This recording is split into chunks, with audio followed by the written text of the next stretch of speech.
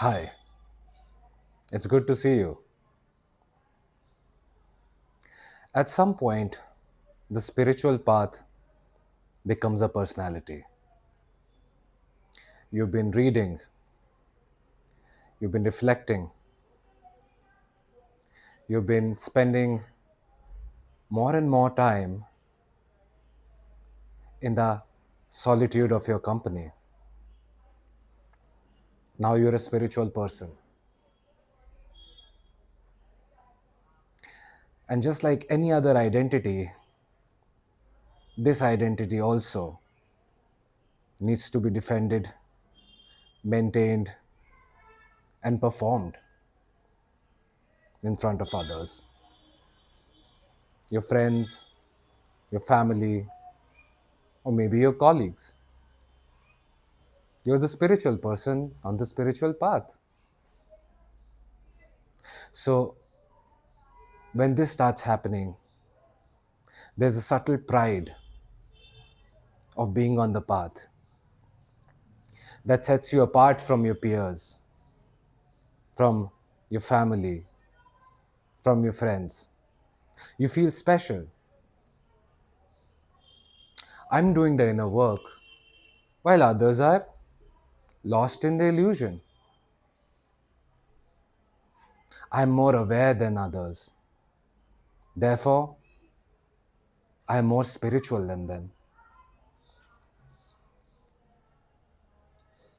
Where once you used to talk, speak, and connect with others using normal, ordinary, everyday language, common parlance, simple language.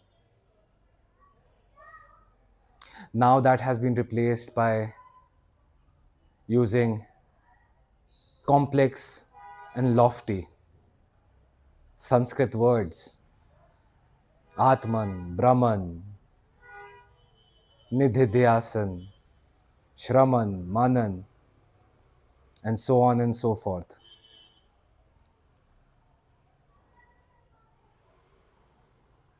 Now, the spiritual language has become your identity. So, you go about your everyday, hanging out with your friends, speaking to your family, and you can't help but use this high flown language. And that separates you from them because they don't understand the language that you're speaking. They feel a bit lost. Oh, maybe he's superior, or maybe I think that. Oh, I know so many words. I have a complex, rich, and vivid vocabulary when it comes to spiritual words, terms, and phrases.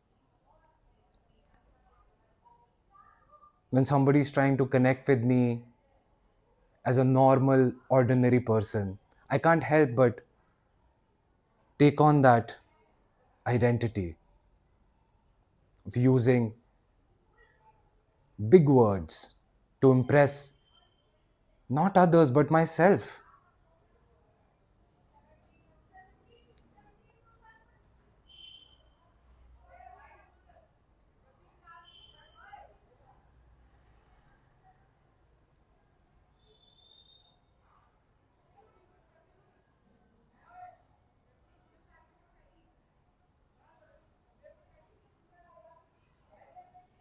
Another aspect of the spiritual identity, the spiritual seeking identity, is avoiding life and living, not living it directly.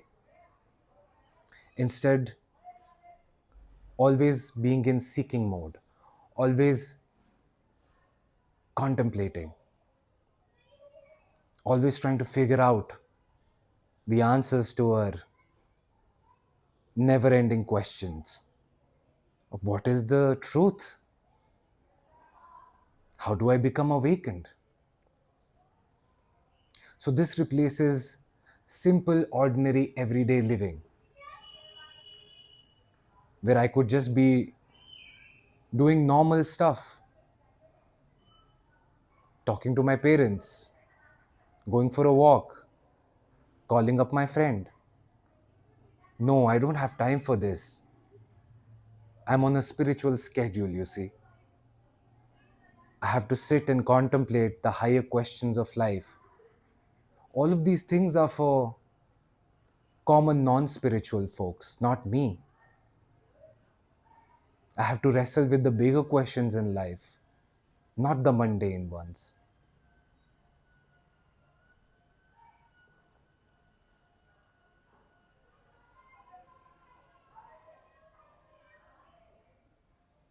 Now, this is not to say that these things don't happen. This is a universal, common experience among spiritual seekers. It is a stage spiritual seekers go through where they replace their earlier identity, their quote unquote normal way of functioning, with a spiritual way of being. I am a spiritual person. I know this, I know that. I move through life like this. I go to these satsangs and communities. I meditate. So, this is a normal part of, there's nothing wrong with going through this stage, but bear in mind it is a stage. But once this stage, let's say, gets over, and this spiritual identity based on language, knowledge, and subtle pride begins to dissolve,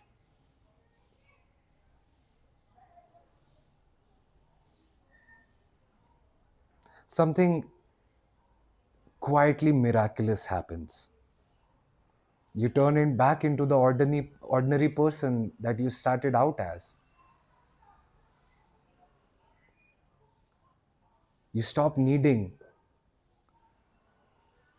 to be someone who's awake. Something inside you relaxes, stops nagging at you the way it did before. Not because you've arrived, not because you have awakened,